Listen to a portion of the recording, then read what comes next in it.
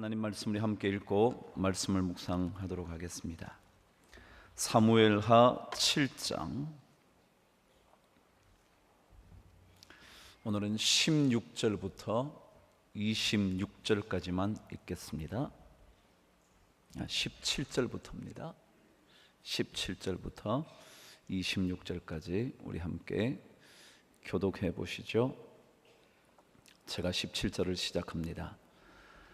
나단이 이 모든 말씀들과 이 모든 계시대로 다윗에게 말하니라.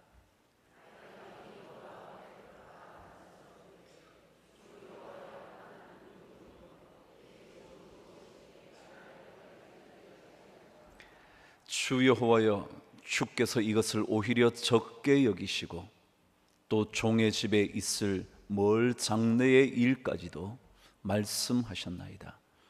주 여호와여, 이것이 사람의 법이니이다.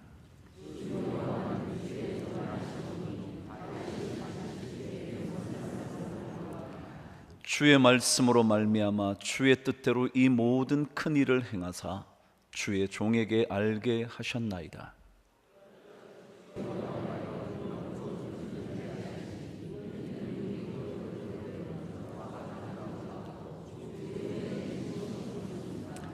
땅의 어느 한 나라가 주의 백성 이스라엘과 같으리이까?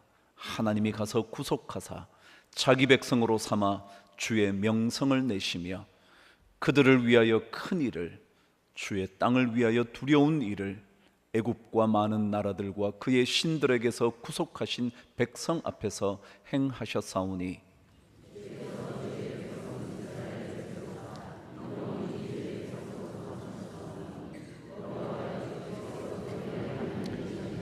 여호와 하나님이여, 이제 주의 종과 종의 집에 대하여 말씀하신 것을 영원히 세우셨사오며 말씀하신 대로 행하사 사람이 영원히 주의 이름을 크게 높여 이르기를 만군의 여호와는 이스라엘의 하나님이라 하게 하옵시며 주의 종 다윗의 집이 주 앞에 견고하게 하옵소서.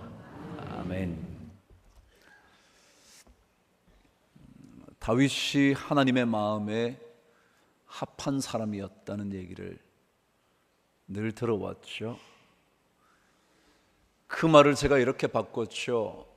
하나님의 마음을 움직일 수 있는 그것, 하나님의 마음을 움직이는 사람, 그 사람에 대하여 묵상하고 있습니다.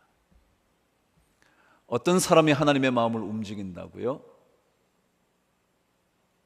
어떤 일을 만날 때에도 하나님 생각 한번 해보는 것. 좋은 일을 만나든지 나쁜 일을 경험하든지 하나님을 한 번씩 떠올려 보는 것. 그게 하나님 마음을 움직이는 첫 번째 모습이라 그랬죠. 주일 외에는, 식사 시간 외에는 하나님 생각하지 않고 지나는 게 우리 인생 아닙니까? 밥 먹을 때, 기도할 때 하나님의 이름을 부르는 일 외에는 하나님을 생각하기가 쉽지 않은 게 우리 인생 아닙니까? 그런데 어떤 일을 경험할 때든지 하나님을 생각하는 그 사람, 멋진 백향목 왕궁에 거닐기 시작했을 때 하나님을 생각할 수 있었던 다윗, 좋은 것을 누릴 때 더더욱 하나님의 마음을 읽어보려고 하는 그 사람, 그것이 바로 하나님의 마음을 움직이는 사람의 모습이죠. 그것만이 아니었잖아요. 다윗은 그가 좋은 것을 누릴 때 하나님께 더 좋은 것들이면 좋을 텐데 생각했잖아요. 나는 이렇게 멋진 백향목궁에서 거하지만 여호와의 언약궤는 아직까지 장막 아래에 있다는 생각을 하면서 하나님께 그 언약궤가 머물 수 있는 멋진 성전을 짓고 싶어 했죠. 더 좋은 것을 드리고 싶어 하는 마음이요. 더 좋은 것을 하나님께 바치고 싶어 하는 마음이요. 그게 하나님의 마음을 움직이는 사람이죠. 지난 수요일 날 베트남에서 선교하시는 선교사님 오셨죠. 제가 주일날 광고했잖아요. 고아들을 데리고 10년 이상을 사역하셨던 분 얘기요. 그분이 오셔서 말씀을 전했습니다. 그 공간에 들어가면 썩는 냄새가 요동치는 그 공간에서 자신이 낳은 자식도 아닌 그 아이들을 위해서 사역을 했던 이야기를 조금 들려주셨어요. 오늘 아침에 제가 교회에 왔는데 제 책상 위에 봉투 하나가 놓여져 있었습니다. 거기는 이렇게 적혀져 있었죠. 그곳에서 불쌍한 고아들을 섬기느라 힘드셨을 선교사님을 생각하면서 자신의 통장에 들어온 6월 생활비를 드립니다. 그러면서 저에게 보내왔더군요. 저에게 준 거 아니죠?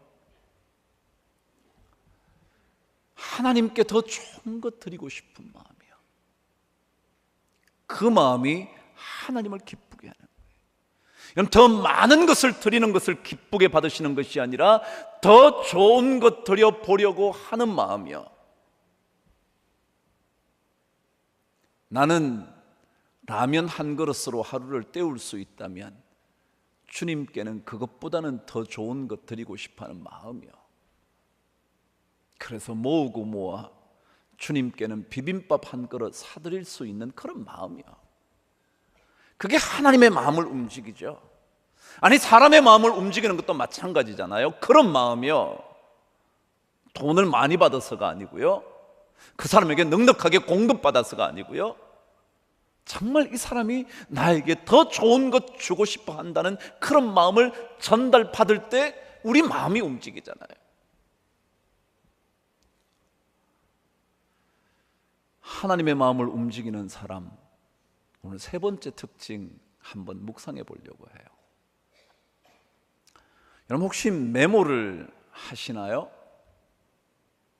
하시는 분 계시겠죠? 생각날 때마다 적어 두시잖아요. 근데 꽤나 유명한 메모지가 있다네요. 메모가 중요하지 메모지가 중요하겠습니까? 근데 아주 유명한 메모지가 있다네요.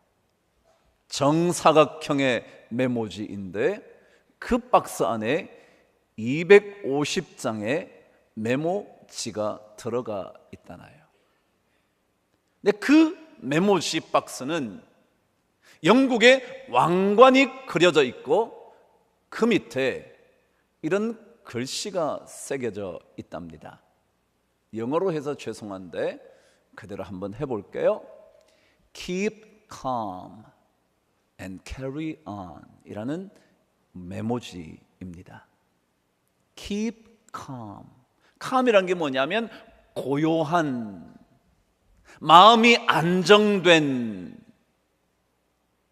혹은 마음이 흔들리지 않게 차분한 그런 뜻입니다. keep라는 건 지킨다는 거죠. 고요함을 지킨다 그런 뜻이겠죠.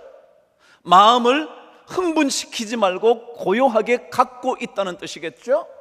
그리고 carry on, 이거는 계속 무언가를 한다 그런 뜻입니다. 멈추지 말고 한다 그런 뜻입니다.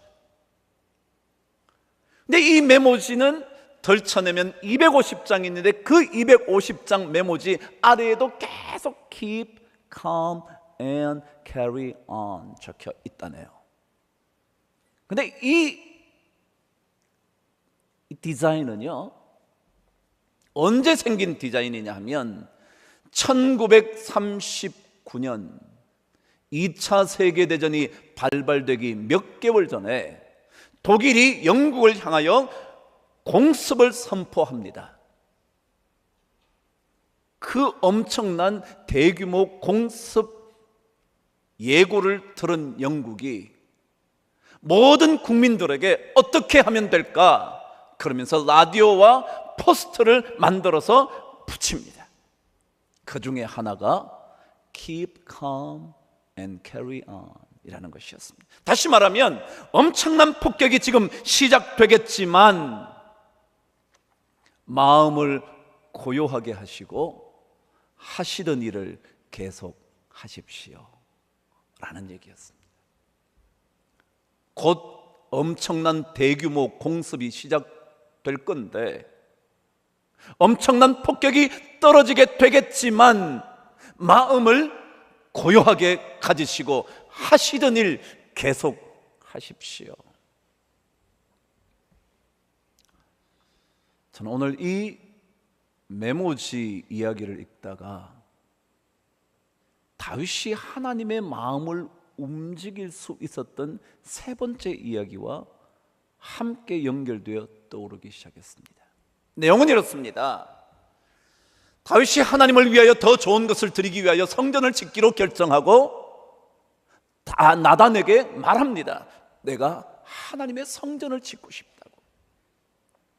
나단도 말합니다. 좋습니다. 왕의 뜻대로 하십시오. 얼마나 멋진 일입니까? 그런데 그날 밤 하나님의 사자가 나단에게 나타나 그럴 필요 없다고. 내가 언제 그 수십 년의 세월을 지나는 동안 내 전을 지으라고 말한 적이 있냐고. 괜찮다고. 그리고 다윗은 그 집을 지을 수 없다고 전하라고 나단에게 말씀하십니다. 그러자 그 나단이 다윗에게 들었던 이야기를 고스란히 전합니다. 그것이 오늘 읽으셨던 17절 말씀이었습니다. 나단이 이 모든 말씀들과 이 모든 계시대로 다윗에게 말했다는 겁니다. 자, 하나님께 더 좋은 것을 드리고 싶었습니다. 나쁜 마음도 아니고 진짜 좋은 마음이고 하나님의 마음을 움직일 수 있는 그런 마음이었습니다. 그런데 하나님께서 그것을 거부하셨습니다. 그런데 다윗이 나단을 통하여 들려진 하나님의 음성을 듣고 난 다음에 그가 어떻게 반응했느냐 하면 오늘 20절, 25절 말씀 저와 함께 읽겠습니다. 시작. 주 여호와는 주의 종을 아시오니 다윗이 다시 주께 무슨 말씀을 하오리까? 다윗이 스스로 말합니다. 하나님이 저를 다 알고 계시는데 다윗 제가 무슨 말을 더 하겠습니까? 하나님 말씀대로 그대로 따르겠습니다. 그 얘기입니다. 내가 하나님께서 나의 모든 것을 알고 계시는데 주님이 말씀하셨다면 제가 그 말씀 따라야죠.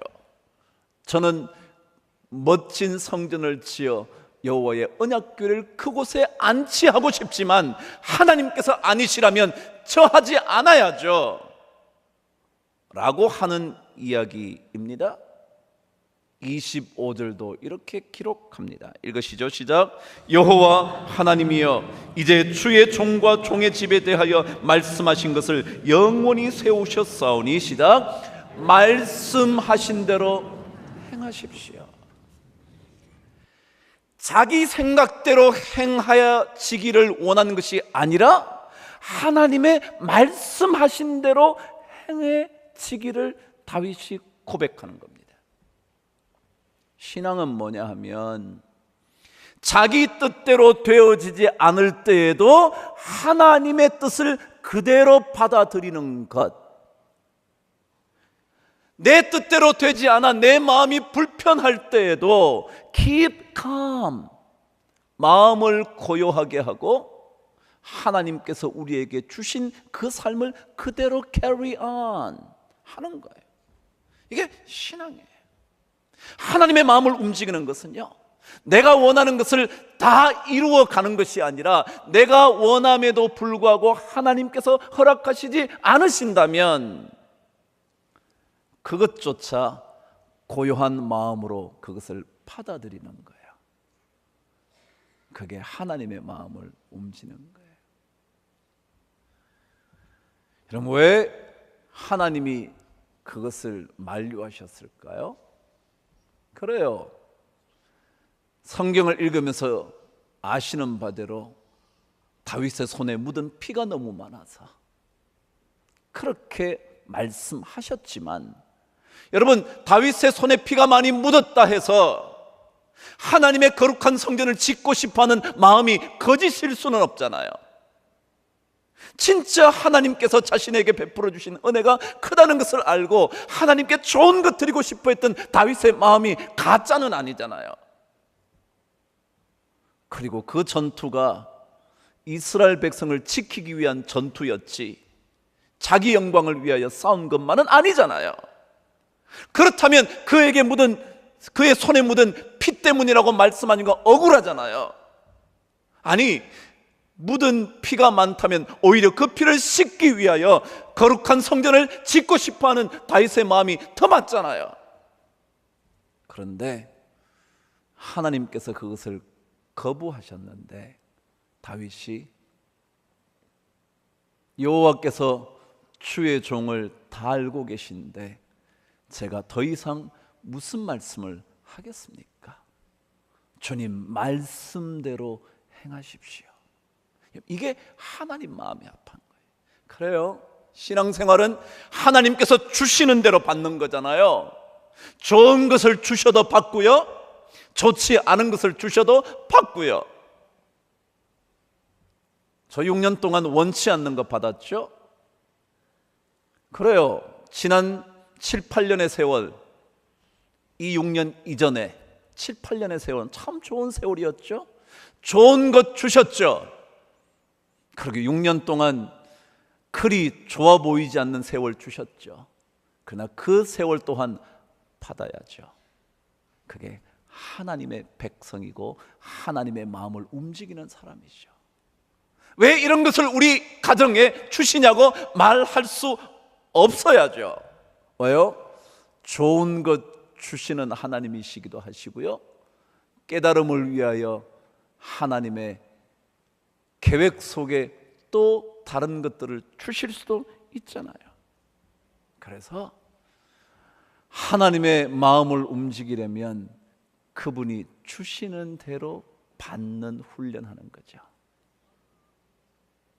그 유명한 욥의 고백대로 우리가 하나님께 복을 받았은즉 재앙도 함께 받지 않겠냐, 그런 거죠.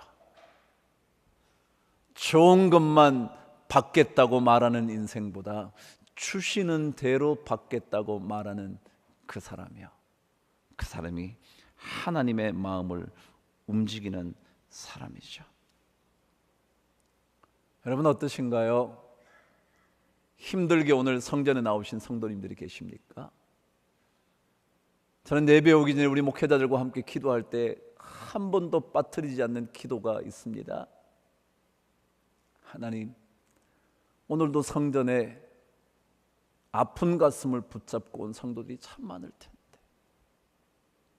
상처 때문에 와야 할지 말아야 할지를 갈등하다 발걸음을 옮기는 성도도 많을 텐데, 아니 그 상처 때문에 아예 이곳을 찾아오지 못하는 성도들도 많을 텐데, 하나님 그들에게 하나님의 주실 은혜를 꼭 내려주시도록 제가 기도합니다. 어려운 삶 속에서도 이런 일이 우리 가정에 일어나지 않았으면 좋겠다고 생각되는 사건들도 어쩌면 이렇게 해결되지 않을 수 있을까 낙심에 낙심을 거듭한 성도들도 이 모든 것들 하나님이 주셨다면 받아야지. 그것이 하나님의 마음을 움직이는 사람의 특징입니다. 그런데 이렇게 하나님께서 주시는 것을 그대로 받을 수 있으려면 어떤 마음이 필요할까? 그것이 바로 네 번째 하나님의 마음을 움직일 수 있는 모습입니다. 오늘 저와 함께 하나님의 말씀을 18절 19절 읽겠습니다. 시작. 다윗 왕이 여호와 앞에 들어가 앉아서 이르되 주 여호와여, 나는 누구이오며 내 집은 무엇이길래 나를 여기까지 이르게 하셨나이까? 주 여호와여, 주께서 이것을 오히려 적게 여기시고 또 종의 집에 있을 멀 장래의 일까지도 말씀하셨나이다. 주 여호와여, 이것이 사람의 법이니이다. 그랬습니다. 내용이 뭐냐 하면 나단 선지자를 통하여 그 언약궤를 둘 멋진 성전을 짓지 못하게 된다는 이야기를 들은 다윗이 여호와의 전에 들어가 여호와 앞에 엎드려 얘기하기 시작합니다. 뭐라고 얘기하느냐 하면, 하나님, 제가 누구길래, 우리 집안이 무슨 대단한 집안이길래 저를 여기까지 오게 하셨습니까? 다시 말하면 하나님의 마음을 움직이는 사람은 나는 진짜 부족한데 하나님께서 여기까지 이르게 해 주셨다고 고백하는 사람, 그 사람이 하나님의 마음을 움직여요. 내가 뭔데, 우리 집안이 뭘 대단하다고, 내가 뭘 그렇게 많이 배웠다고 나를 여기까지 오게 하셨습니까? 자신의 부족을 고백하는 그 사람, 자신이 얼마나 연약한 존재인지를, 그리고 내가 얼마나 모자람에도 불구하고 하나님의 은혜로 여기까지 오게 된 것인가를 깨닫는 그 사람. 그래요, 신앙생활 잘하는 사람 결국 자기가 부족하다는 것을 압니다. 신앙생활 오래 할수록요, 집사가 되고 안수집사가 되고 권사가 되고 장로가 될수록요, 점점 더 세월이 지나갈수록요, 내가 진짜 보잘것없는데 여기까지 오게 해 주셨구나. 정말 하나님, 우리는 보잘것없는 양떼를 칠 수밖에 없었던 그 정도의 집안밖에 되지 않았던 그런 사람인데 하나님 여기까지 오게 해 주셨나요? 그것이 하나님의 마음을 움직입니다. 그런 생각이 있어야 하나님이 무엇을 주시든지 받을 수 있는 사람이 됩니다. 그렇지 않으면 엉뚱한 일이 내 삶 속에 벌어지면 받을 수 없다고 하나님을 원망하고 하나님을 향하여 큰 소리를 지를 수밖에 없습니다. 왜요? 왜 우리 집에 이런 걸 주셨죠? 내가 뭘 했길래요? 내가 이 정도 했으면 되지 않았냐고요? 내가 이 정도 하나님을 섬겨왔으면 이런 것 주시면 안 되죠 라고 말하죠. 그러나 여기까지 오게 된 것이 하나님 때문이라고 생각하는 사람일수록 하나님이 무엇을 주시든지 받을 수밖에 없다고, 아니 마땅히 받아야 할 거라고 말하는 것 아니겠습니까? 사무엘상에 가보면 사울의 이야기가 나오죠. 왜냐하면 사무엘하가 다윗 이야기거든요.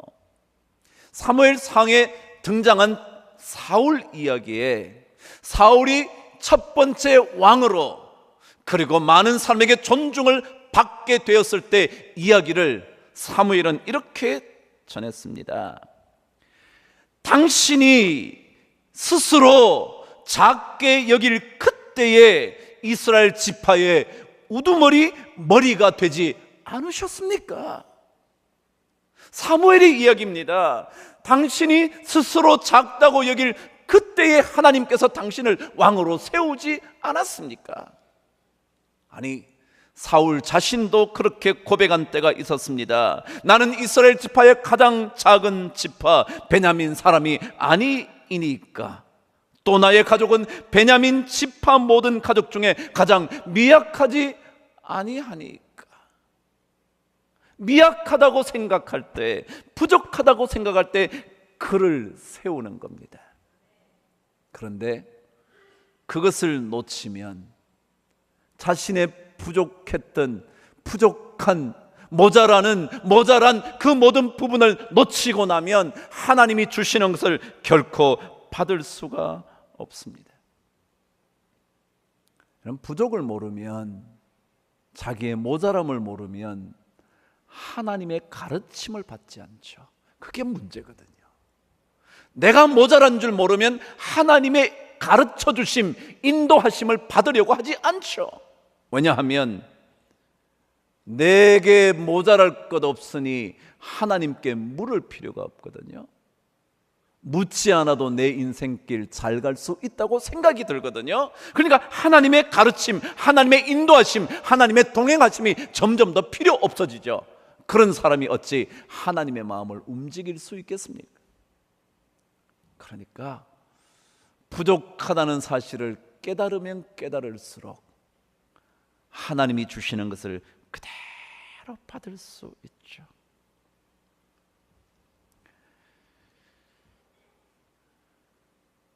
신명기 8장 17절에 늘 제가 여러분에게 들려드린 대로 우리가 무언가 잘 될 때 이런 마음이 들까봐 하나님은 늘 염려하신다고 말씀하셨죠. 내 능력과 내 손의 힘으로 내가 이 재물을 얻었다 할까봐 하나님께서 광야에서 우리의 삶을 낮추시고 또 낮추시는 이유는 재물과 모든 재산들이 늘어갈 때마다 이것이 하나님에 의해서 이루어졌다고 생각하지 않고 내 손의 힘과 능력으로 되었다가 그럴까봐 그것을 하나님은 염려하셔서 때때로 광야의 길을 걷게 하시기도 하신다는 거죠. 하나님의 사람은 주시는 대로 받는 겁니다. 여러분, 안 좋은 일 만나도 그냥 받으십시오. 하나님께서 주셨으리라고 생각하십시오. 그리고 좋은 일 만나면 당연히 말할 것도 없겠지만 하나님의 은혜라 믿으십시오. 그리고 이 모든 것을 이해하려면 여러분과 저의 부족함을 점점 더 깨달아 가야 합니다. 사도 바울처럼 죄수 중에 죄수라고, 죄인 중에 우두머리라고 생각할 수 있어야 하나님이 주시는 것을 그대로 받습니다. 사실은 그것이 의인입니다. 욥이 그랬던 것처럼 하나님께서 복을 주셨은즉 재앙도 받지 아니하겠느냐라고 말했던 그가 동방의 가장 의인이라고 불렸죠. 그의 부족을 아는, 자신의 모자람을 깨닫고 있는, 절실하게 정확하게 이해하고 있는 그 사람이 하나님이 주시는 것을 그대로 받죠. 우리 모든 성도들이 한 주간 동안 하나님의 마음에 합한 사람 다윗처럼, 아니 하나님의 마음을 움직이는 다윗처럼 그런 은혜로 살아갈 수 있게 되기를 바랍니다. 그러기 위하여 더 부족한 우리 자신을 하나님 앞에 비추어 보아서 하나님이 주시는 모든 것, 어떤 것이든지 잘 받아들일 수 있는 그런 축복이 임하게 되기를 간절히 축원합니다. 기도하겠습니다.